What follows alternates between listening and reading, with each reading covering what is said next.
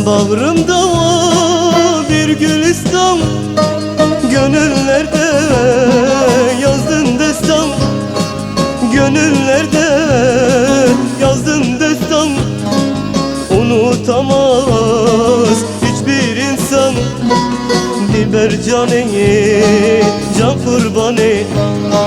Dilber fakirim hani, artık cihan onu tanır.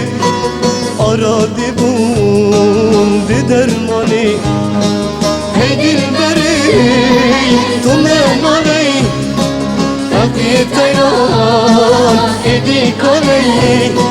Nefeşeki fırbehanı. Dilber fakirim hani, artık cihan onu tanır. Aradı buldu dermanı.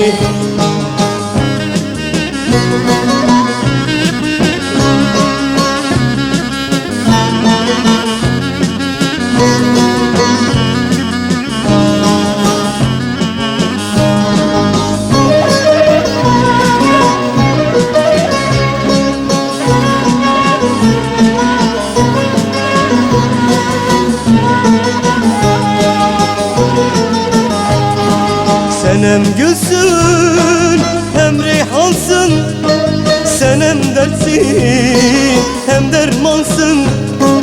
Sen hem gülsün hem reyhansın, sen hem dertsin hem dermansın. Sen hem dertsin hem dermansın. Hem hekimsin hem lokmansın.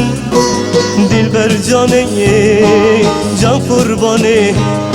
Dilber fakirim hani, artık cihan onu tanır. Aradı buldu dermanı.